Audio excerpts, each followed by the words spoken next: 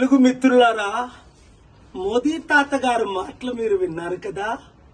చంద్రబాబు గారు, బ్రదర్ పవన్ కళ్యాణ్, ఇది మనమే చేయాలి, మీరే చెయ్యాలి. అధికారంలో వచ్చినంత వరకు ఏమన్నారు?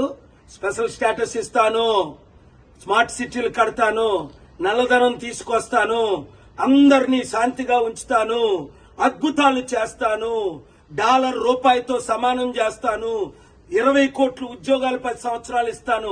ఆ మాటలన్నీ మర్చిపోయి 2014లో వచ్చినప్పుడు మనకి మట్టి దీపము, ఇప్పుడు వచ్చినప్పుడు పవన్ కళ్యాణ్కి ఆ విక్కీ టాబ్లెట్. అప్పులు మనం చేసి మన రాజధాని కట్టుకోవాలట.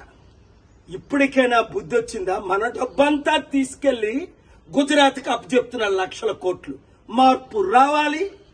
మాకు మోదీ వద్దు, మోదీ తొత్తులు వద్దు అన్నవారందరూ క్లిక్ చేయండి, వీడియో ఫార్వర్డ్ చేయండి, మార్పు తీసుకురండి.